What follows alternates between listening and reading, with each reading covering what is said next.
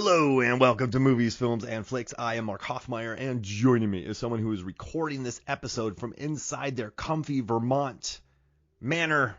It's Lisa Leahy. Hey, Mark, how's it going? That was a mouthful. I apologize, everyone. I'm not going to redo it. We all know that you're in your manor in Vermont. I am. Yep. Very comfy in my manor with my divider fireplace.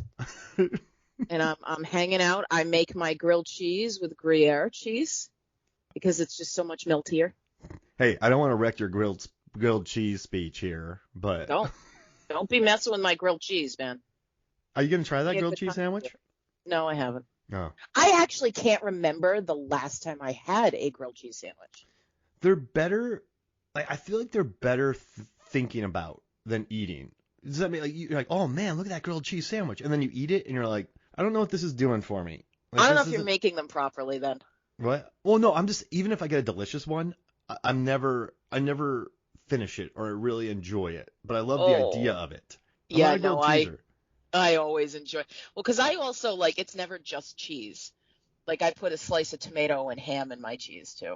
Oh, so you're making a ham, cheese, and tomato sandwich. You're making a HTC. Yes. Yes. Yeah. A THC, tomato, or cheese. is that something different? Yeah. Yeah, and with THC. You can make a lot of money. So I enjoy it so much. That's going to be your side hustle coming up here soon. Hey, I like it. Girl's got to do what a girl's got to do. Okay. Thank you so much for joining me. We've talked about some wonderful films, but now we're talking about 2020's The Hunt. Yes. And listen, I really don't want to go back to 2020. Well, it's funny because this is the first movie I saw in the pandemic. Like, this and The Invisible Man are officially, my pandemic memories, because Invisible Man is the last movie I saw in the theater before we shut down. And then this was the first movie I watched when they were doing, that new release at home thing. I absolutely coughed up the $20 to watch this at home, and I was happy to do it. Listen, Betty Gilpin Yes. as Crystal May Creasey is... I can't think of a performance I've enjoyed more since this decade. Let's just say this. Since 2010, since 2000. Yeah. It is. You know what I love about her is on set, Craig Zobel, the director, they would do a Linda Hamilton take, but then they would do a Betty Gilpin take, and they were like, yeah, we use 90% Betty Gilpin takes. Yep. So when that scene in the car, when she just sort of leans down in it and going, and then kicks the dude in the face, kicks Macon Blair just right in the face. But the noises she makes, and I'm kind of I love it. And I think it's so good. And here she's that toddler who's bored and needs to entertain herself for a couple of seconds. She's just like, I've heard enough. And when she shows up to the gas station and wipes out those two people, and she's like, you effed up, bitch. It's like a feral performance, but it's very controlled. And she does the classic, leaf piece of, pin on water. She knows her directions. She just takes off, doesn't care. And she's sassy too. Do you believe me? Do you believe that you have 50 friends, Gary? And the physicality of the role too. She said she worked out a lot, but she didn't want to get super lean. She just wanted to get big and strong. And so watching Glow's Betty Gilpin battle $1 Million Baby's Hilary Swank in a 7-minute free-for-all. Yes. It's a lot of kitchen fighting. It's good stuff though. That's the center house. That's the heart of the house. Yeah. That's where all the good stuff happens. And she, that brawl between them, and it bums me out that there was so much negativity because this was supposed to come out in 2019. And then people were like, oh, it's about a bunch of liberal elites killing people, deplorables, and I haven't seen it, but I hate it. And then it gets delayed to 2020, and then the pandemic happens, and there's so much bad. People hated this movie before they saw it. And you know what? This is not even a super sharp, mean satire. No. It's the characters are so broad, and even the director had something to say about that. I want to see what you think about it. He said that the characters play with blunt caricatures to make its point. He's like, I felt that it was inherent in the premise, he said, to make a movie about people misunderstanding what the other side believes and assuming the worst of people. Just doesn't work in a wildly humanistic Dardenne Brothers movie. You have to use more satirical story language to make that work. You have to have these archetypes. So what do you like as a writer? You're a writer and you teach writing. Like, what do you feel about that as far as storytelling?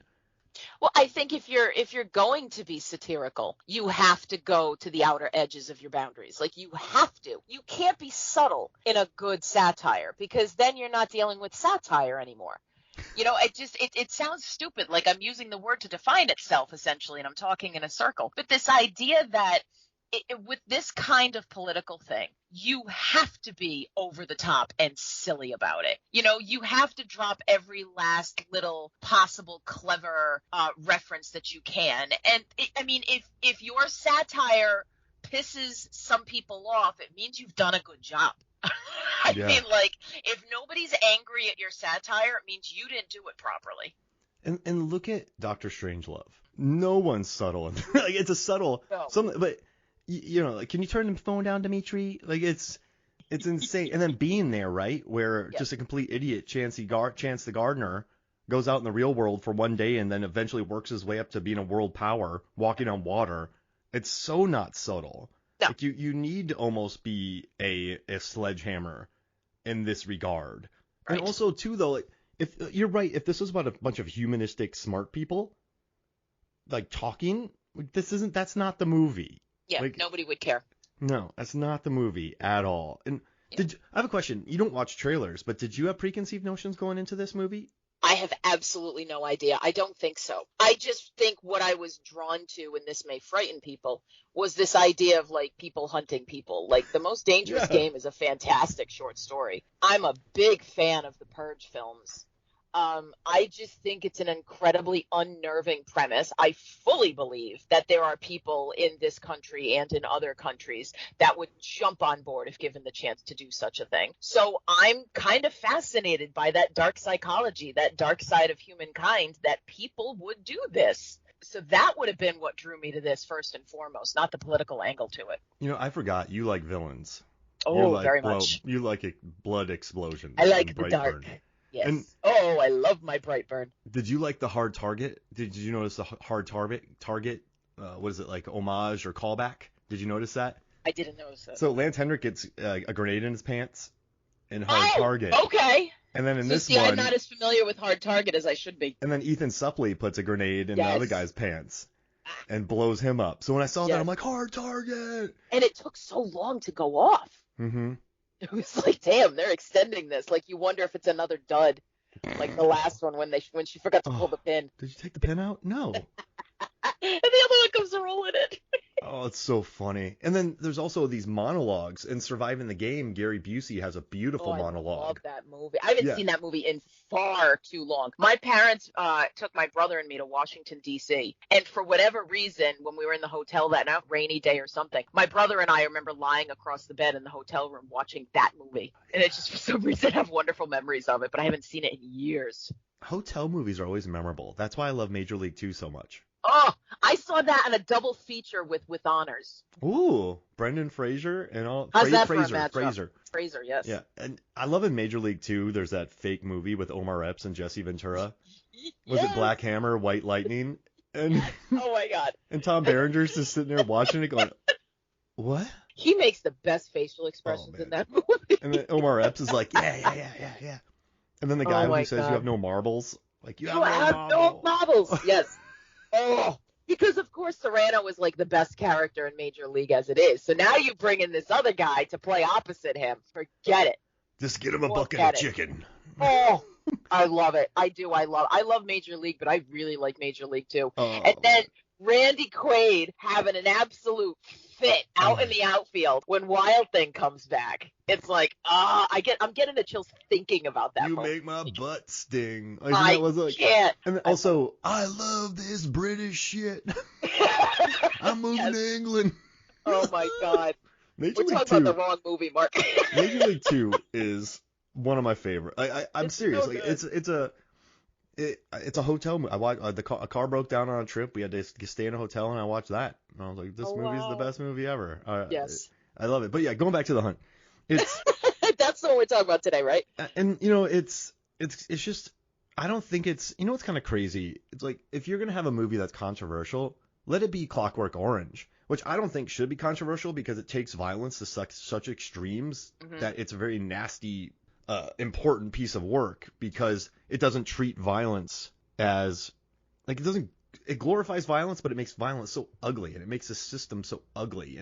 But what I'm saying is, if you're gonna have this amount of like Trump tweeting and people hating this movie, it should be for a movie that earns it. This is not that movie at all. This is just a romp with a badass action lead in it. Yep. And what do you think about the first? People just having fun. I want to watch the outtakes from this movie. Oh gosh, yeah. No, there are some fun behind the scenes stuff. It's fun to watch. Now, okay, you love. I forgot to watch that video. You love gore. Oh, well, they built an entire house in a Louisiana soundstage, and built it in CAD. And then the stunt people built the house. They did all the like boxes to make up the house, like all around. Cool. And then so they reenacted it in like a box house, like full of boxes. And then they built the set, and like they built everything, like rigged everything. Put steel posts under the island. They did everything. Everything was positioned perfectly for that fight. That's so cool. Yeah, and it was fun watching them put it together and just build it. And the lights had to hang at Betty Gilpin's height. And Heidi Moneymaker worked on it. I don't know if you know her. She worked on, like, she was Scarlett Johansson's stunt double. Yeah, she's like a killer stunt. Beast. I watched her do some cool stuff on Civil War, and she just got a round of applause. Like, she was on a motorcycle, jumped on top of it, then jumped on a car, and everybody, like hundreds of people, were just like, "Oh my gosh," clapping. She's just a monster. I love it. And it's cool that she worked with these two kind of badass leads in this fight. But I gotta ask you, you love gore, you love guts, you love gory guts. Not about it, but I'm okay with it if it comes up. Oh, okay. Well, what were your favorite kills in this movie?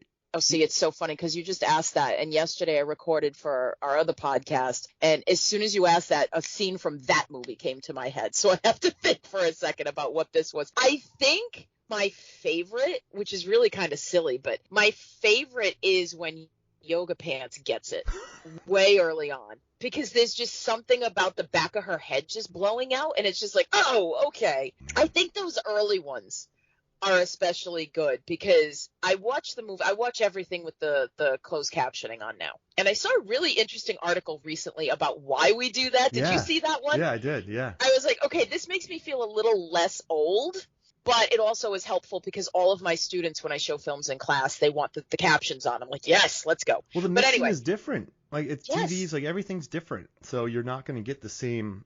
Read the article. It's good. Yeah, it's a super good article. Definitely look for this. But anyway, so I'm watching it with the captions on. And it's just funny the way the characters are all labeled. Because, watching it again after a while, I forgot all of those silly names. I didn't look at the IMDb first. So it's just great watching them. But, like, Dead Sexy falls into this, like, spike pit. And she's just kind of hanging there. It's just, I fell. Yes, you did. Like, those early ones are my favorites. Because they're just, like, just what we were saying, it lays the groundwork. It says, look, this is going to be an absurd movie. It's going to be a romp, like you said. And it's just going to be chaos. Like, let's go. Not to mention, you don't know who we're focusing on at first. None. Like, this is another one of those reasons why I don't watch the trailers. Like, if you go into this movie cold, you don't know who the lead is yet. And they change it 4 times before you actually get to Betty Gilpin's character. Because you get, like, Glenn Howerton at first, right? He's kind of the first caviar and wine. And do you have any mixed veggies? Oh, he's such a... Oh, you just want to headlock that guy. Oh, yes. Man, he is the absolute worst. Absolutely horrible. But then when you get to the air quotes protagonist, you have Yoga Pants. Then you have Big Game Hunter, right? I think that was his... And then, like, uncredited. And then you have Staten Island. Yep. With Ike Barinholtz. So you have 3 protagonists before you get to the protagonist. Yes. And then she just comes up and rips everybody apart. And that's like 40 minutes in when she starts wiping people out. And it's just, even the first kill in this movie, when the guy just gets stabbed. Yeah, when Randy just gets stabbed, when Steve Coulter, Ted the Doctor, stabs him in the neck. Yeah. And then... like laying down the towels. Like, could you just lay them down? And then him very calmly getting him to lay down. It just then, like, like, that whole thing is completely gory and obnoxious, too. And then she stabs somebody, and then she comes out, Athena. Yep. You don't see her face with her heel, stabs him in the eye, then pulls it out while he's screaming. Like, that lays the gauntlet down pretty quick. And a bunch of smug... You feel like you're sort of in safe hands, too, when you find out how smug they are, then all the people get killed, and then the people in the convenience store, they kill Orlando, they kill Arkansas, they kill Staten Island. But then she's like, that's poisoned. He's like, you poisoned this? She's like, no, it has sugar in it. And they're just talking about NPR, and they have the polar bears, and they're just unbearable. And then so you're like, oh, okay, everybody's an idiot. Mark? What? That they're unbearable polar bears? I'm quitting. You should quit. Don't. End of episode. We're done. A+, Can't get any better than 5 that. stars. But yeah, she comes in and wipes them out, and you're like, oh, Yeah. like then you sort of feel like you're in safe hands. And then Ethan Suplee comes up, and he's right about the crisis actors, and then you get the guy like, hey man, I'll let you guys get a head start. They're that stupid. And then Betty Gilpin just turns on the weird with the Jackrabbit story and the kick, and how intense she gets telling that story. Everybody thinks, oh, it's just, oh, I know this story, the tortoise and the hare. Oh, yeah. And then, the revenge plot at the end. It was like, oh, okay, we're going further with this. Your mom told you that story? Yes. I like Don. I really like Don. Becomes kind of endearing. Do you think Don's a bad guy? I don't think. I was going to ask you that. I'm like, was Don involved? I don't think Don was involved. Because everybody Athena's else, way too smart. Yeah, they were complete idiots. Yes. He was not. Like, he would have to be a Hilary Swank-esque actor to be as good as he was as Don. Does that make sense? Yes, totally. So I think Don just got, and I feel bad for Don. She was listening. She knew exactly what happened, and she knew how to get this one alone. Like she knew how to dispatch with Don. Get it into her head that he might be it, and she knows that Crystal's going to take him out. We need to find that Jackrabbit speech and let you recite it on this episode. Oh, the story, you mean? It's got to be there somewhere. When she comes out, when the Jackrabbit comes in, kills the wife and child box turtle, and then murders the box turtle, then eats all of its food, every drop. Yep. Your mom told you that? Oh, man. Yes. But you know what I love about Crystal May Creasey, Betty Gilpin, is that she's odd, but it feels organic. This is a very, when sometimes in movies where actors make choices. Yes. And you see that choice on screen, and you're like, eee. Like, I love Adrian Brody, but his accent in Predators, when he, I am the Predator Hunter, and you're like, ugh. And when other actors decide to lean into being tough, like, I am tough, and you see that all you do is watch that decision or listen to that decision the whole time. Right. This one feels very lived in and cared for, and she is an oddball. Crystal is. Mm-hmm. She probably has PTSD, right? Like, since she was in Afghanistan, she's an odd duck. Yeah. And but I love, like, when she's just so, when she leans down and kicks Macon Blair in the face, it's just so refreshing. Like, she's a character who you don't see Betty Gilpin, you see Crystal May Creasey. Yep. Like, you're talking about, like, Adrian Brody. The first person who came to mind for me was Mia Goth, who is really, really good in what she does. But I've decided she's not for me because I only see Mia Goth. Like, I see Mia Goth, like, she's wonderful in Pearl. She was great in X. She's great in Infinity Pool, which is a kind of movie. But all I see is Mia Goth playing these characters. Here, it's Crystal May Creasey. I don't see Betty Gilpin here. That's a really great point. And that happens so rarely for me, unless it's an unknown actor, like an unknown actor in a role. But, like, I can maybe, off the top of my head, Tom Cruise and Jamie Foxx in Collateral. Mm-hmm. It's a great movie. I don't think about them. Like, I think that's maybe the one Tom Cruise movie where I think about the character. I agree. And not that. I remember watching Gladiator. And yes. Russell Crowe, he was Maximus for me. Yes. And it's and I don't know what it is about the Fast and Commodus. Joaquin Phoenix is Commodus in that. I mean, my God! And then you watch him later in Joker, and he's I don't remember that character's name, but yes, like, it's him. And you were never really here when he's in that, and just even like I haven't seen that. I gotta see that. This is gonna be a weird one, but whenever I talk about Fast and Furious, have you met me? I like the weird ones. Yeah. No, it's a good one. It's really worth watching. Okay. And this is weird, but Fast and Furious, where it's. I talk about I say Brian Dom. I say Dom. I say Brian. I say Roman. I say Cypher. Like, I don't talk about the character. These characters exist in my world, 100%. I'm right there with you. When it's like, what's Letty up to? Like, Yes. I think the only people I say Dwayne Johnson and Jason Statham because they're Dwayne Johnson and Jason Statham. That's exactly. Like, they are not their characters. It's The Rock and it's Jason Statham. Like, absolutely every time. And look at Sung Kang. Everyone's like Han. Even Giselle. Yes. It's like Giselle. Like it's. I don't know whether that's just I love the characters, but you are like this is. Embody them. They're perfect. I love them. It's my favorite movie franchise until someone told me I was high. I was like, get off it. They're wrong. I was like, well, sit down. You're gonna listen to me monologue like Goth does in Pearl for 8 minutes. Oh. Yes. I will say or though, you're gonna get the stare like you got right at the end of that movie. If you don't let you monologue on Fast and Furious. I'll just stare at him during the. How long is the credits? I'm gonna stare at you for that long. Yes. Oh man. One time, this is a weird story, but speaking of creepy staring, I was working on this. Those true crime murder shows where they do reenactments? Oh yeah. So I worked on some of those when I was in the production industry in Atlanta, and this is probably 2013, 2014. And so I was one of the crew members, but they needed extra people to play cult members. And so they're like, Mark, just take a seat. They put like a weird shirt on me, and I was sitting in there listening to the sermon. I was kind of like, yeah, like trying to act, and like, man, Mark, that's the creepiest face I've ever seen. And I was like, that's just me. It's just my face. But on camera, they're like, oh, we found our villain, and I'm like, what is that? Like, what? Also, someone told me I looked like Voldemort once, but no, the actor who plays Voldemort. I'm like, oh, Ray Fiennes. Ray like, Fiennes. That's a better way of phrasing it. Well, yeah, saying you look like Ray Fiennes is better than saying you look like Voldemort. Like, I got what they were saying, but I was like, yikes. But yeah, speaking of creepy smiles, that really shook me because I hate when a camera's on me and they're like, yeah, that's creepy. I'm like, oh man. I was like, my normal face is creepy. Hey, what can you do? That episode's out there somewhere. I don't even know what it is. Swamp Murders, I think is the name of it. I'm going to be hunting this down. Yeah. I got to find this. I want to see this face. Yeah, I was on, I think it was Swamp Murders. I'll have the call sheet somewhere. I have a photo of it too. Amazing. But yeah, Swamp Murders. I think that's it. I don't know. But yeah, going back to this movie. Her performance we're here to talk about a movie. Okay, it's so organic though. Like it's just so It's perfect. And with this I think in most actors' hands, I would not like that moment. But with her, I felt like it was perfect. Yes.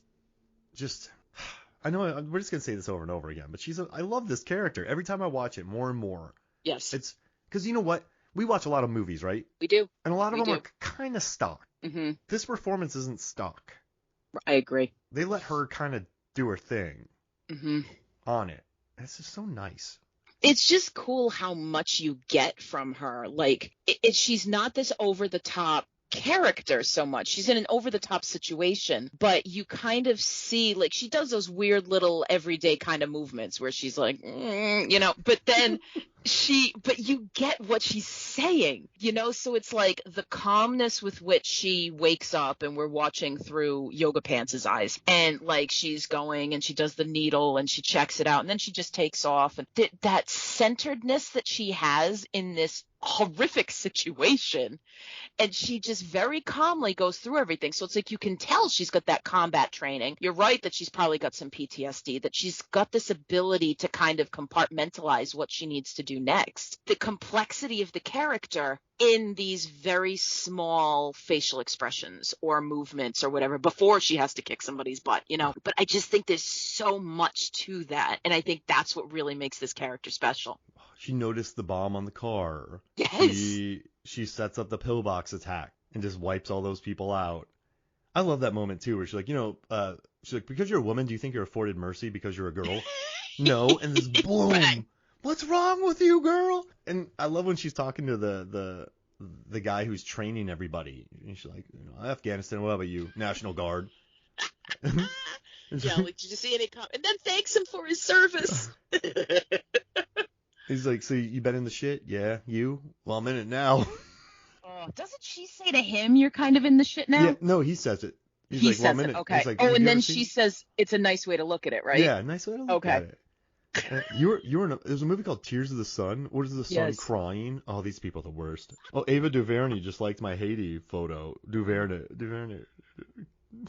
Like, oh, this is terrible. Like, terrible people. Like you gendered it. And that I don't care about people getting murdered, but I do think that the illegal poacher, big game hunter who killed the endangered species, Yeah, it's that like one rhinos or something, that right? one affect because listen, people who just podcast or tweet, whatever, like, that's what the internet is. That's what the internet's always been. People Yeah. reactively saying horrible things. And I wonder, like, what it was that made these people stand out specifically. Well, Like, what about you saw them? who they picked. Well, yeah, like they went through that whole thing, but I mean, how many people did they cull out of that list? Because, like, they didn't have, I mean, some of the things they didn't really say too much. You know, it wasn't so crazy and over the top, and it makes me wonder, like, you've seen other people who are far worse, but these are the ones they focused on. I mean, I guess maybe creating those characters, the filmmakers were probably like, wow, this may be too far. Let's not go over the boundary. Let's just go up against it. Yeah. And wait, and also too, this is really random, but how much work went into getting everybody to Croatia? I know it's a completely different topic, but that's my brain's pinballing. Like, they had to You mean kidnap on people Athena's part? from Wyoming, My Orlando, God. by Yeah. Sturgill Simpson. They had to Well, go. she's got her own plane, right? So I just think it's like, But they need multiple planes to kidnap everybody at once, right? I mean, I guess, or were they just like airport hopping? But that's Orlando to Wyoming to Arkansas to Staten Island. That's days. I guess. And I mean, they would need extra drugs to keep everybody out, I guess. But how else do you get everybody on one plane? I mean, she bought those bottles from the bottom of the ocean. So, I mean, there's mercenaries out there. I also love the premise of this, that this was real because they said it was real. Yeah. Like, this wasn't actually a thing, but that they were like, fine, you want to say that we're going to do a thing? Then we're going to do the thing. That was just, I don't remember that from the first time I watched it. Watching it again, I was like, oh yeah, it's their annual thing. And I saw the text, and at least we have the hunt coming up. I'm like, oh yeah, that's right, I remember that. And then when it came up, it's like, yeah, we don't actually ever do this. I was like, oh, that's right. Like, this wasn't a thing. And now that they like have the money, it's just crazy.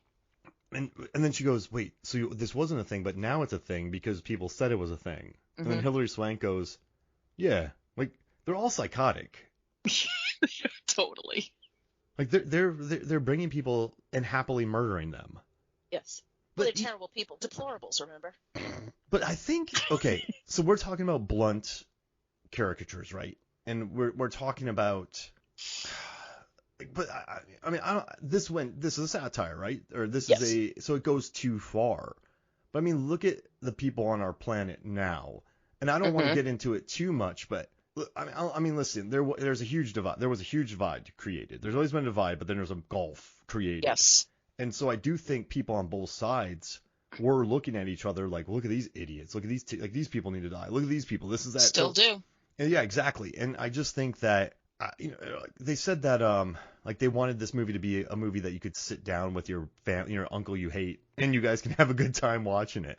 And I don't know that that's the case. yeah, and but I think it does do a decent job of skewering both sides. And I think it does kind of point at the ridiculousness of the situation, but I don't think it's going to change anybody. No. At all. So people thought like Don't Look Up was going to change people's minds. It's like, no, you can't. I sincerely feel like when it comes to this kind of thing, you're not going to change people's minds. Avatar. Like, hey, don't cut down trees. Right. That didn't work too well.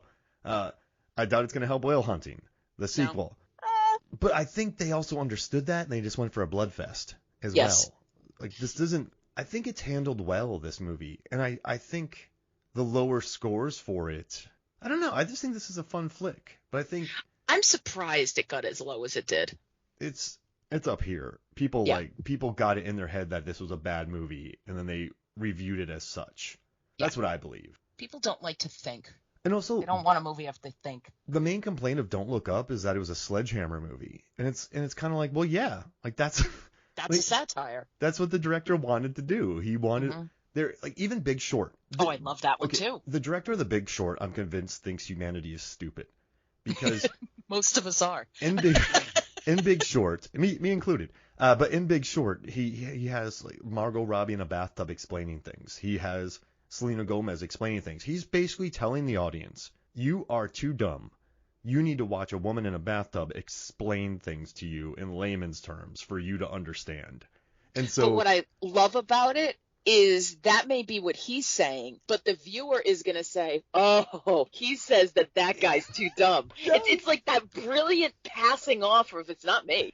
I'm smart enough. I know, but I'm going to laugh at the fact that he's talking about that guy. Yeah, dummies watch this movie. You need to explain. Everybody who watched it was like, oh, dummies need to watch. Like, oh, man, yeah. I was thrilled. I'm like, I am a dummy. I don't know about this stuff, so thank you for explaining it to me. And listen, he got Oscar nominations for it, and Don't Look Up got a ton of press. Like, it's... But you're right. These movies aren't going to change the world. But I do think his movies are much more divisive than this one. This one just sort of comes down to a 7-minute kitchen fight, and Crystal's awesome. Right. But absolutely true. So and also they're dealing with caricatures, and so sometimes I think this movie doesn't really have a message. It's like no, not at all. Its message is like be a crystal, but then you don't want to be a crystal. Like, well, the other thing is the story. Right? Like the story of the jackrabbit and the box turtle. Typically, it's like, slow and steady wins the race. The idea of, be the tortoise, don't be the hare, don't be hasty, don't be that. She's the jackrabbit, though. It's this whole thing. It's like, we're going to take this story and we're going to turn it on its head. She's the one, she's the ringer the whole time. Where she, like, for example, where they're lying on the floor. 1 second. At the end of the flight. Oh, that was another real good moment. Where they both, like, go through the glass window and just, all right, wait, we just need a second. And they're both like, yeah. But later on, when she turns and she's like, why do you keep calling me Snowball? And she says, well, when Crystal says to Athena, like, well, you're the one who should be Snowball, and she's like, you've read Animal Farm? And yes. Like this whole thing, this whole expectation. But there isn't a message. There's not some overarching moral that we're all expected to learn and walk away with this. I mean, it's all silliness. I mean, satire is meant to show you how absurd you are. That's it. It's poking fun at yourself. And then the quote-unquote pig walks away dressed up at the end, like that as well. But it's, it's poking fun at yourself. There's not a life lesson here. This isn't going to change the world. But I do think it'll do a good job of but also too, Crystal wasn't meant to be there. So if they brought so everybody in this movie is an idiot. So if they brought a bunch of idiots over there, they're a bunch of idiots. They're just going to kill each other because they're idiots. So it's not like they brought a deplorable over who actually won them over. Like they brought the wrong person. They brought the wrong deplorable. Yeah. And so like if there's a message, if there's a message of this movie, it's just do your research better. Hire me. Yes. Hire me to find your humans that are going to be hunted. I will find them right. And I won't get the wrong one. I won't accidentally get a murder machine who gets a food processing blade in her stomach and then does a flip that then injects it into another woman. Oh, my God. And it was the best, that moment, too, when she was just like, like, okay. My favorite line in the movie, though, is when the military trainer goes, she's been training for 8 months. 8 months is nothing. I know she had a punching bag in her office, which is Jason Blum's office in real life. Is it? I didn't know that. And so she trains, and she was a $1 Million Baby. Mm-hmm. But he's like, she's been training for 8 months. And it's like when you box, that's nothing. When you do jiu-jitsu, that's nothing. When you do karate, that's nothing. So I just thought she's been training for 8 months. And Crystal's like, oh, brother. And this guy's impressed. And I love when Crystal's just beating up on Athena and Athena has to pull the gun. She's like, you cheating bitch, like you cheated. And then when she gets her skin pinched, the most painful moment. It's the worst, right? It's not the guts. It's not the headshots. No. It's the skin pinch. It's that pinch because you know what that feels like. Oh, man. And she just starts yelling. And then you know what else I love, too, is Crystal is not graceful. When Crystal jumps off that rope. It's amazing. Yeah, she flomps on that table and just thuds on it. This isn't sometimes I believe that I think stunt people are amazing, and the Oscars do need a category for them to be awarded. Absolutely, yes. But sometimes their movements are a little too graceful. Sometimes you watch it and you're like, it looks like they're it's like a dance, and that's fine. But this fight, I think, was choreographed to perfection because Crystal's a bruiser, and she's like, they're not. This isn't a dance. This is a barnhouse brawl. Yes. And when Crystal, when she falls on things, you go, ooh, just thump. And when they both hit the glass, that hurt. And then later on, when they try to come back in, and she's like, "Wait, no, no, no, no more glass. Open the door, and then they're gonna go through." Like, it's amazing. Oh, and when she gets Like, her, they're both so exhausted. They're both just done, but they know they have to keep going. So it's funny because there's a mutual respect there mm-hmm. that shouldn't be. It's just really funny. It's that much better because of those moments, I think. Just 1 second. And they're both... Hey, I feel it because I would never have made it as long as they did. Oh, I'd have She been... went through the fireplace. Oh, I would have been never done. mind that. And Crystal's laughing at it. She I loves love it. And I It's love so that, fun. like, she tackles. Like, I love that she just barrels into Athena. And I love that Athena. Like, I love the name of Athena.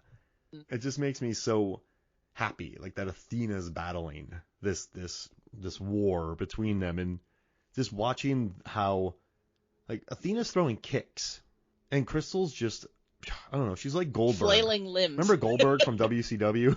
Oh my That's God. the best. Yes. That's the best I can think of, and that's a weird, my like Brock God, Lesnar. I do remember, and the fact that I know who you're talking about. What's it saying about the two of us? She's just barreling people over and just storming it and picking her up and slamming her, and it's just it's a 7-minute fight, and It's incredible. and I feel like they let it live too. It's not overly cut. They kind of let it happen, and I think this is really random, but that's why I love Rennie Harlan. Mhm. You're like, oh, Mark, Rennie Harlan again. No, he's great. You watch his action movies and you can see Yes. there's stunt doubles obviously, but you can see any shot that an actor can be in, they're in. And Mhm. he lets the camera sit and lets them fight. Gina Davis in A Long Kiss Goodnight, they sit on her a lot, not like literally, but the camera, they just sit. Rennie just sits on her. It's a movie called Sit, and I want to see that movie. sitting on a train. It's just Rennie Harlan sitting on Gina Davis on a on the bullet roof train. of the train, though. Yeah. Definitely. With It'll his be hair, the roof of the train. his hair 100%. flowing in the wind. Yes. But yeah, Ducking, just casually laying back as the tunnel comes, and then sitting back up again. oh, and there's I zombies. would watch that movie. Yeah, there's zombies too. What do you think? Maybe, but they can't quite get themselves up the ladder. So it's like they get up there, and then one of the heads gets cut off, so it falls. Do another one. It's sort of just like inept zombies. Whoa, like they're never a threat, but they're Yes. there. They're just there. And so this person is basically doing sit-ups as they, as the tunnels go by, and just making sure their foot is out of the reach of the zombies as they come up. Oh, this movie needs to happen. Sitting Yes, on a please. train, directed by Yes. Rennie Harlan. Just sitting on Gina Yes. Davis. Yes, we need Willie Nelson to do the theme song. Sitting on a train. Yes. Oh man. Sit. Yeah, that's it. Sitting on a train. But yeah, like they let the action hold a little bit, and that makes me happy. I And agree. it lets you just bunkhouse brawl it. They just get into like just a good old scrap. And this movie's 90 minutes. It's the perfect length. It's the perfect length for like an action movie. It's not too long. It doesn't drag out. It doesn't get super complicated. Here's the scenario. We're going to give you a couple of tense scenes, but then people are just going to beat the hell out of each other. Even with the flashback and a cut to other characters, it never feels disjointed. Right. There's always a progress to it. And yeah, I mean 90 minutes. Like listen, I don't mind longer movies. I really don't. I could care less how long a movie is. But when I see that's under 2 hours and I'm doing an episode about it, I'm happy. Yes, I agree. It's like, 90. I think I sent you a message. I'm like, 90 minutes. Ah! You did. And- Well, it's great because like I can watch that movie before going to bed at night and still be able to get up in time, because I'm not up too late.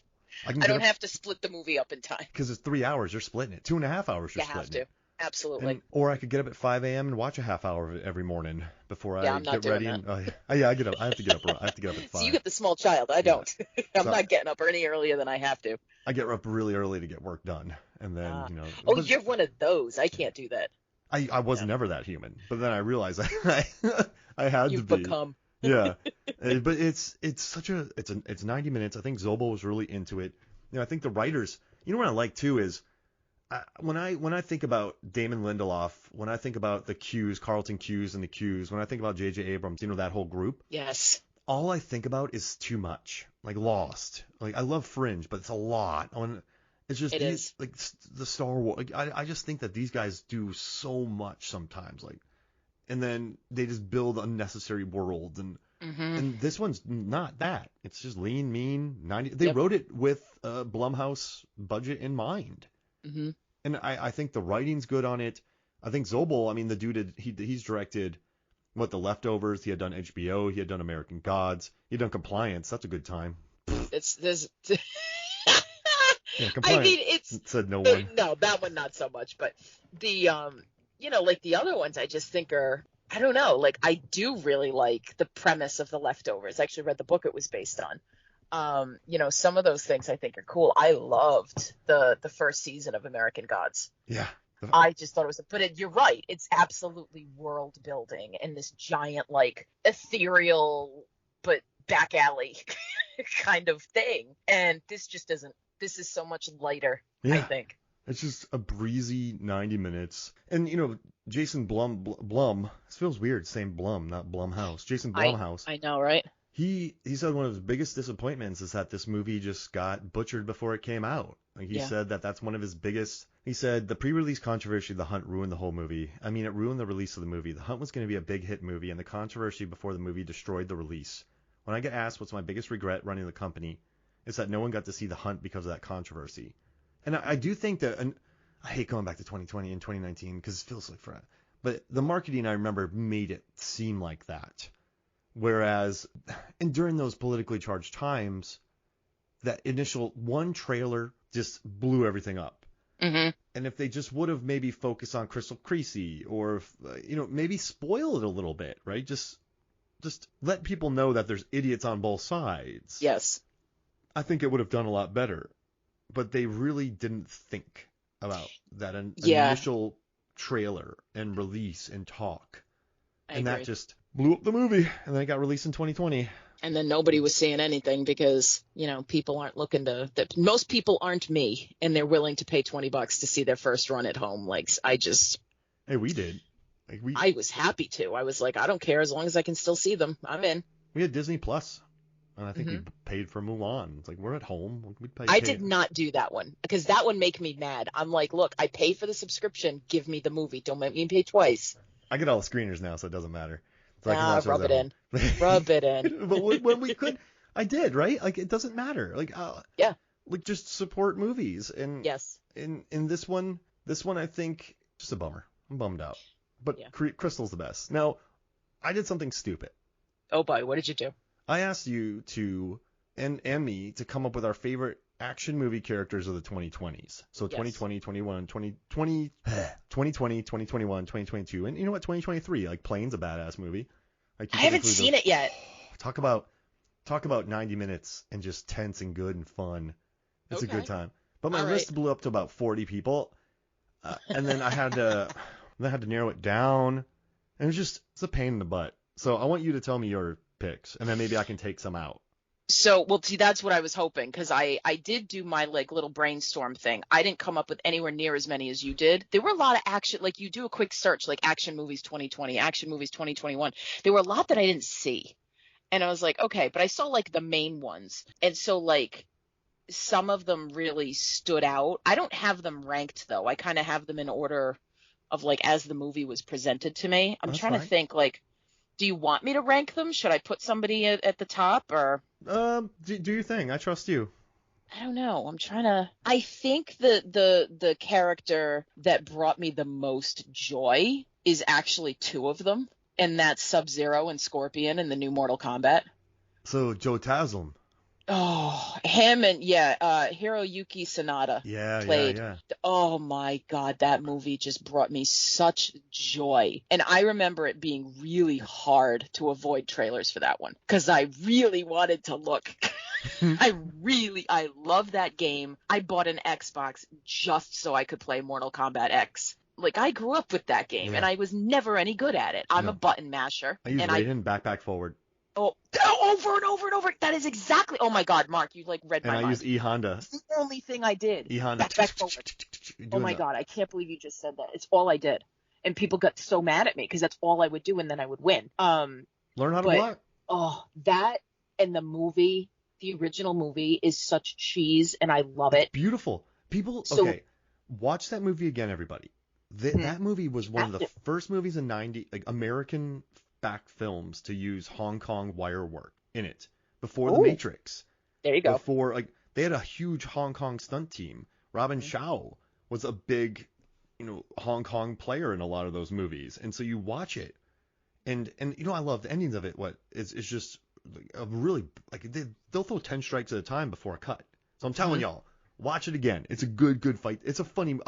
It's incredible. I love Incredible. So like when this one came out, I was all about it. I took my godson to see it, and the two of us are just like, yes, this is amazing. So I think like those are, and you rank them as the same because you get both. You have to go with the both of them. In that same movie, Kano is incredibly iconic. Josh Lawson's version of Kano is so good in that movie. He steals every scene he's in. Let's see who else I like. I'm a big Joe Taslim guy. Fast 6, The Night Comes for Us. That's one of the best action movies. Have you watched Night Comes for Us? I haven't. I keep meaning to. That's why it's like Joe Taslim, Murder. Oh, I need to see it. Do you want to do like a 1-to-1? Yeah, like I'll give do that. You one, you give me one. So Let's do that. I'm gonna do the baby. This is a twofer because they're a team, but I'm gonna go. There's a movie called Baby Assassins that was released by Wellgo You're USA. Gonna do all the ones I haven't seen. This is gonna be great. And I love Baby Assassins. It's a smaller film. It's a Japanese film, but it's about these two high school girls who are also assassins. Oh, yes. They move in together after high school, but they're forced to get part-time jobs because the assassins aren't worried about murder or the cops. They're worried about the IRS, so they have to have like W-2s, like to prove that they can pay their attendance, so then they're not audited. Love it. But these two, they're legitimate like psychopaths. Like they're I can't. Like they're sociopaths. Like they don't fit in with society, and it's like, listen, a lot of people, some people loved it, some people hated it, but Megan and I watched it and just brought me so much joy because these two ladies are just badasses, and they just chill out and eat ramen, and then they listen to Yakuza monologue, and then they just murder them. And I love it. It's just a really fun movie. And Akari Takishi, she's so alive in that movie, and I think it's one of her first films. And oh, cool. I feel bad I should have listened to the pronunciation of their names before I got on here. My apologies. But yeah, she's just the coolest, and it's just she's probably got a good future ahead of her, huh? It's just a fun indie Japanese film about assassins, and so those are my two right there. I love it. So we both start off with a pair. Yeah, that's cool. That is cool. I think I want to go next with where's my Paul Dano's version of the Riddler. Oh yeah. In the Batman is just so good. I'm a villain's girl. And so when you give me Batman movies, I don't care about who's playing Batman. I don't care. I want to know what the villains are going to be like. How are they coming up? And he's so creepy, and I love him. He's a petulant child. So good. Like when the way he yells and like, but he's a murderer, but he's petulant, and when he learns that Batman might not be as smart, and he's like, right, he's so like disappointed. He's like, I can't play with him the way I want to. Oh man, and then the carpet thing, like, he's so good. Well, and what? I loved Jim Carrey's Riddler even. Oh gosh, yeah. Like I loved the riddle me this, riddle me that. Who's afraid of the big black bat line? I thought that was great. But then like this Riddler is even better to me. Like he's dark and gritty and like screwed up, and I love that stuff. I love when they're really scary. He's kind of a Fincher Zodiac. Big fan of that kind of thing. Yeah, he's and so you know what? I'm just gonna go with it. I'm gonna go with the Batman, and I'm gonna take Zoe Kravitz as Catwoman. Yes. And I'm adding Kimmy in there. Do it. Because she's so good in Kimmy. Right. And yes. You know what's funny? I was watching Kimmy with my wife Megan, and there's a scene where these henchmen have to chase her. Mm-hmm. I'm like, that would be horrible. Like I think Zoe Kravitz could run for years. Probably. And just watching them chase her, I'd be like, I would never be a henchman. I would quit. I was like, if I have to chase Zoe Kravitz through the streets of Seattle, I'm done. Yeah, like, you're done over. for. And she's gonna outrun you. Like I love her in Catwoman, but I gotta go with the ending scene of Kimmy. And I don't want to wreck it, but there's a nail gun, and it's so efficient and fast, and just Beastie Boys, and it doesn't happen the way you think it's gonna happen. Yep. And it's Chekhov's nail gun. And, I love it. And it's just, I love her in Batman too. I think she's like pitch perfect in that as well. And so I'm gonna take Zoe Kravitz from. What's really funny in the Batman is I also wear a night guard. And every time I clean it, I think of her doing it. Right? It's every single time. And it's like, this is weird that this was my takeaway from that movie. Her cleaning the night guard. She's so good. She's that was I feel like that movie's underseen. Not enough people have seen that, and it's so good. It's annoying. Yes. I should just do an episode of it and just push it out there for the I world think you should get people to to learn see it. about it. I hope it's still out there. It's got to be, right? Probably HBO Max. I hope it's still on Hope there. so. They're getting rid of everything. Making thing. Yeah, exactly. All right, so Which makes me sad. Who is your third pick? All right. And so let's do something. I would pick Betty Gilpin 1, but let's leave her out because she's not even on my list. Okay. Because I figured you had her. So actually, I kind of cheated because I did Sub-Zero and Scorpion and I did Kano. But 3 for 1, it's fine. If yeah, all the characters all in the movie, three. it's cool. I pulled Guy, Ryan Reynolds in Free Guy. Yeah. It's such talk about another fun, silly movie. And just I don't know, like that's the role he was born to play. I agree. And I still insist that they missed the opportunity not having Blake Lively play the blonde in the bank.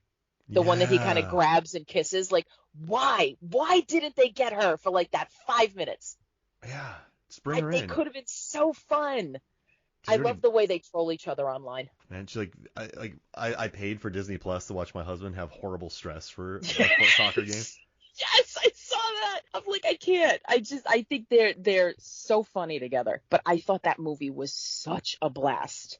I remember I went to a screening for it and I had no idea what it was. Mm-hmm. I was like, what is this? Sean Levy directed it, and I was like, this is a really fun movie. And yes, I think next to maybe The Voices, it's probably maybe Buried. It's probably his best performance because Buried is so good. You know, Buried is written by a guy who went to the high school I teach at. Hey, were you the one who taught him? No, he was before my time. I think he's about my age too. Okay. So he was in high school when I was in high school. But I think sometimes pithy, improvised Reynolds is not my cup of tea, like Red Notice and stuff. But in Free Guy, he's so earnest, and like that's he opened up a little bit in it. I learned a lot about him in that Wrexham show, and so I'm a much bigger fan. I've always liked him, but now I'm a much bigger fan of his. Oh, that's cool. All right, so this is tough. I know, we're getting there, huh? This is really random, but I'm just gonna take. This is really random, but I'm gonna take Joey King from The Princess.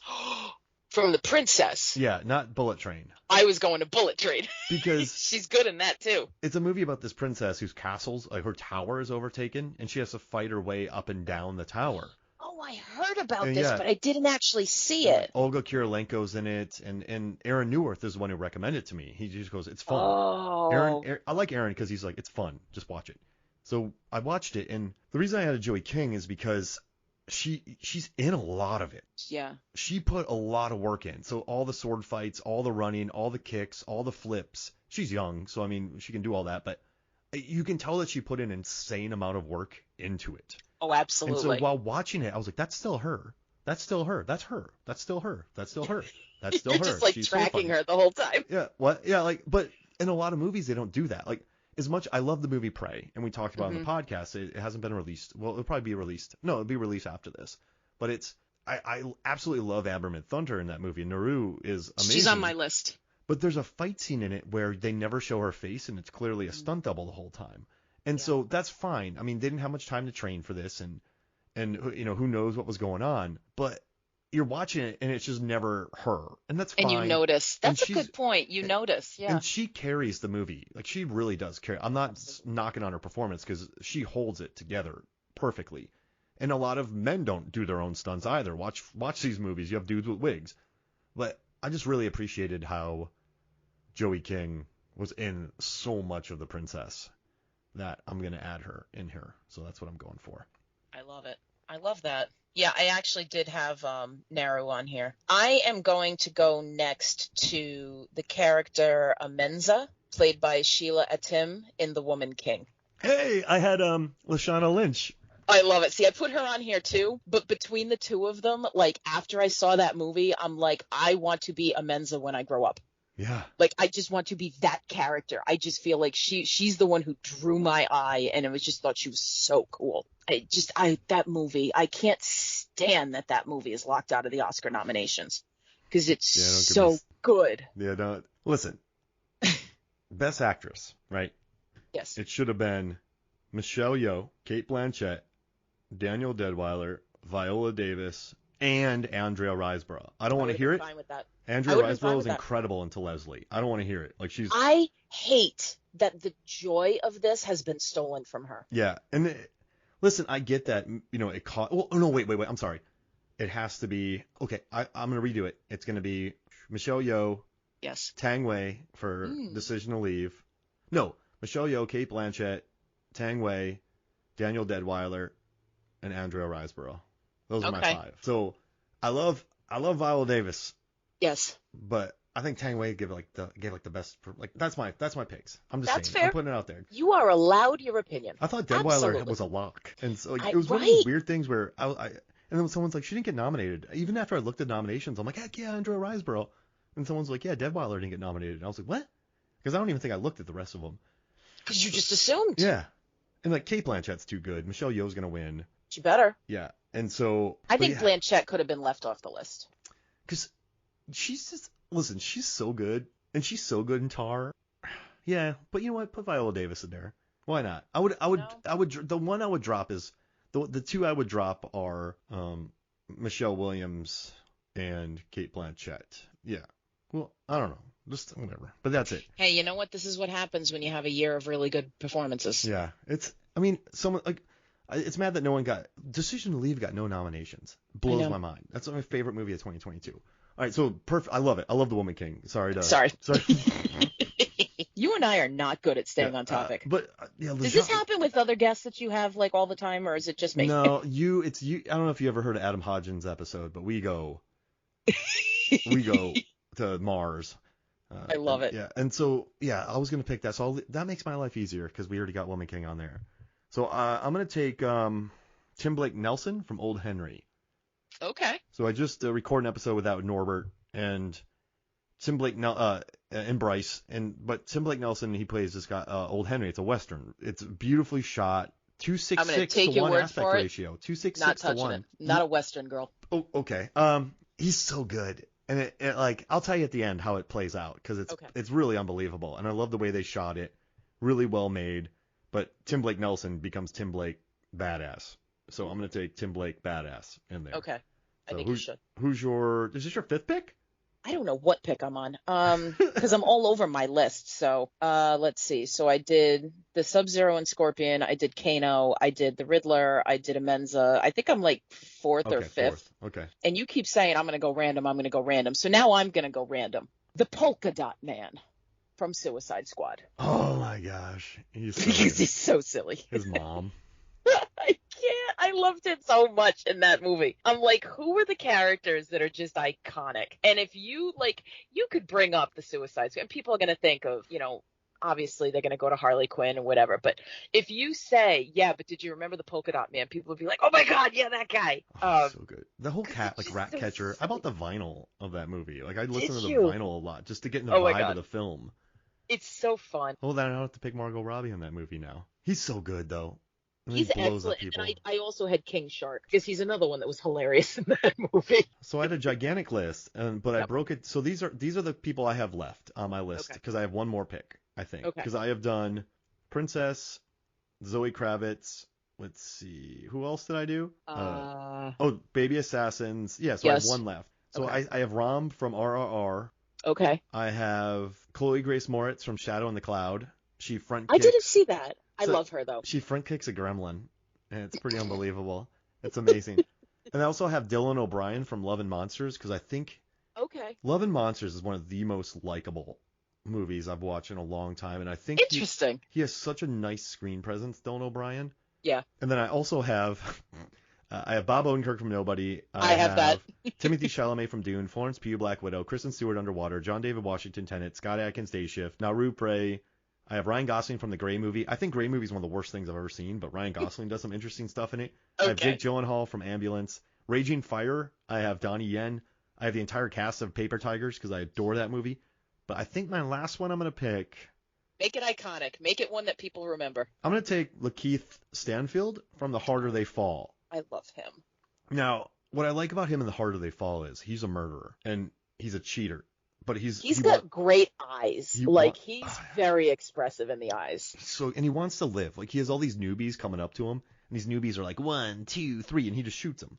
Like He's like, he'll shoot you in the back. Like, he doesn't care. He's gonna live. And what I like about his character is how tired his character is and how little he wants to play, but how much younger kids want to go up against him by like being, braggadocious and confident. But he's just poof, just shoots the guy. He's a lot like Crystal Creasey. Yeah, exactly. Just like, ugh. He's tired of it, and he's a murderer, and his soul is gone, and he isn't about playing fair because he wants to live. And I think he's just a good villain because he has a very clear definition of who he is, and he doesn't waver from that. And you understand him as a character. So that's my 5th pick. So I guess I have Baby Assassins, I have The Princess, The Harder They Fall, Old Henry, and Kimmy and Batman. I'm very happy. Yeah, that's a good list. Very happy. This is a good one. I'm happy. I'm very happy. I'm very satisfied too. Good stuff. Well, this was great. Thank you so much for joining me. I always have a ton of fun talking with you. One of these days we'll have to get, well, I don't even want to talk about it. It still stings thinking about it. I know. A certain episode back up. But I still have all my notes. I checked. A moment for it. All my notes are still there. You know what? One of these days we'll re-record it. Yeah, and with all the Aronofsky love right now, that's going on. I didn't like The Whale, but I like Fraser's performance. I don't think I'm going to see it. There's something about it that gives me the ick. There's very, it's very icky. Roxane Gay wrote a really good piece on what gives her the ick, and I think that's probably the closest I am to it. Like this idea of like this fat as spectacle kind of thing. I don't know. Like I've heard other people talk about how it's really sort of tormenting to watch somebody destroy themselves who could just change their mind and decide not to. But I think what Gay gets at is really interesting. Like you have like an actor who for most of his career was known as being this fit, like athletic, George of the Jungle kind of look, and now this is his comeback, and like the fat suit kind of thing, and just I don't know, there's something about the descriptions of it for me that I think I might pass on it. I don't know, it's kind of a weird feeling for me. He finds a lot of humanity in the role, and I think there's an amount of sadness.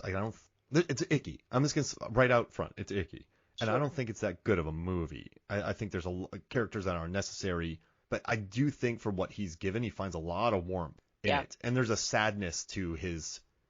I don't know about that world, but there's nothing glorified or there's a sadness to a lot of it, and I think he finds that. I can see Fraser doing that. Yeah, and I see Aronofsky pointing the finger. Yeah, I think that makes sense. And I think with another actor who can't find that warmth and that compassion, because he seems like a very empathetic man. Oh my God, he's everybody's favorite. Yeah, and like the internet just loves him. The back of my computer. So I've been a huge Brendan Fraser fan for a long time. Airheads. I've covered so many of his movies on the podcast. Yeah. Encino Man, all of those. Like with honors. I have a mummy print up here. I support Brendan Fraser on my computer, but it's without his empathy and without his just niceness, I don't think. Not having seen it, I expect that it's very true what you're saying. I think Paul Mescal should win the award this year because I'm going to be honest. I'm really tired. I'm going to be honest. What am I going to lie?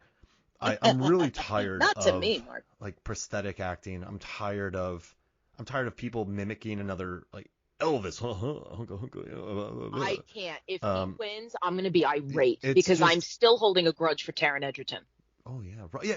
He was so good in that. I'm still angry, but he did his own singing. He was outstanding. He got nothing. And he wasn't. And now everybody else is getting the attention. And it wasn't mimicry. Like Rami Malek wins for mimicry. Yes. And I think what Paul Mescal does in Aftersun is create a brand new character who is not based on Elvis. There's no mimicry there. It's a new character. So I'm like, what? If people are playing a character, give them another award. Like do 10 actors, all men and female, original performance, and then do even a book adaptation. That's an idea. And then do 10 of you original characters, and then you're mimicking Elvis. That's an interesting idea. It would never work. I'm pulling for Colin Farrell. Yeah, because I think Banshees of Inisherin was so good. He won 2022. I mean, I think 13 Lives is probably the most underappreciated movie of 2022. I'd agree. Ron Howard came back and just knocked it out the park. The Batman is unbelievable. Yes. After Yang is one of my favorite movies of 2022. He won 2022. I think him. I mean, maybe you could make a case for Jenna Ortega because she was an ex Wednesday and Scream. That's true too. She had a baller. I didn't like Scream though. No. I love the idea. The original movie. I love the idea of fans. All right, let's go. Sort of. I mean, I feel like this is one that I don't know. It didn't land for me at all. Got it. It seemed like somebody's weak carbon copy. Well, it happened real fast. Yeah, it just didn't work for me. I gotcha. All right. Well, hey, this was awesome. Always a pleasure to talk to you. And Thank you. I think I picked this topic. So I think so. You get the next one. Cool. So I still have Midsummer sitting around. Solmar. I'm not calling it Midsommar. Please don't make me call it Midsommar. No, it's Midsummer. Yeah, do people do that? Yeah. Don't make me do it. And we got to say it. And then like, listen, I know it's Midsommar, but I'm not. Midsommar. Don't pick whatever. I don't want to force it. You pick whatever you want. My God. And hey, I'm always down for some A24. I mean, they do big. Green Knight's blowing up. You should listen to our Green Knight episode because everybody else is. God, I love that movie so much. That's my new favorite Christmas movie. It just keeps getting listens. It's like I'm gonna watch Die Hard and then I'm gonna watch The Green Knight. That's my Christmas. Good. That's a good picture right there. Oh. How about Barry? You know, Barry was in like 14 foster homes. Barry Keoghan. No kidding. Yeah, he grew up kind of in foster homes, and then now he's Oscar nominated. Oh yeah. I'm not saying that for the Banshees of Inisherin. I guess I'm not saying it's back. He's just not like, you can still be incredibly successful and be in foster homes. I'm not like doing that, but it's just nice knowing that he's not like a Harvard or I'm from Cambridge acting school or I'm from. Not that there's anything wrong with that, or Jack Quaid or the it's son nice of to a. see an underdog win. There it is. There it is. It's nice to seeing some new names that we haven't seen for a while. Like I'd love to pull for him. I'd love to pull for Andrea. Neither one of them is going to win, but it'd be a nice idea. Be a very nice idea. But I think those acting categories are pretty much locked. Yeah, it's Michelle. It's Kei Angela. Hui Kwan, Angela Bassett. Yep. And I think Oscars. Fraser. I think actors. I don't know. I wondered because didn't Farrell just win? What was it? Critics' Choice. Oh, then yeah, he could be up. So I don't know. I feel like actor is the only one that might be a closer call. Listen, Farrell was better because that's a new character, and he was so cute. And he becomes more interesting. And I usually don't like him, but he was so cuddly in this. I love character actor Farrell. I love that he's like, I'm not doing SWAT crap anymore, even though I like SWAT. Yes. You know what I mean? I like SWAT too. Yeah, he's just kind of like, listen, I'm going full character actor. Yes. I don't care. I'm using my powers for good. He's like, look, I can do it. Let me do it. Yeah, and now he can. Oh, so doesn't have to be the pretty boy anymore. I'm saying Paul's gonna win. He won't. Mm-hmm. Massive support from the actors branch. Have you seen After Sun? Thrilled. I haven't yet. Listen, I think in 10 years. Okay. When people, I know you gotta get out of here. In 10 years. I get it, fine. When people are talking about which 2022 films are art, I think they're going to be talking about Decision to Leave and After Sun. The way After Sun uses negative space and cinematography, like there's a scene where they're shooting far away. It's father-daughter in kayaks, and they're having a private conversation about something. And it's filmed in a way of you're sort of being a voyeur on their conversation. You're listening in on a private conversation.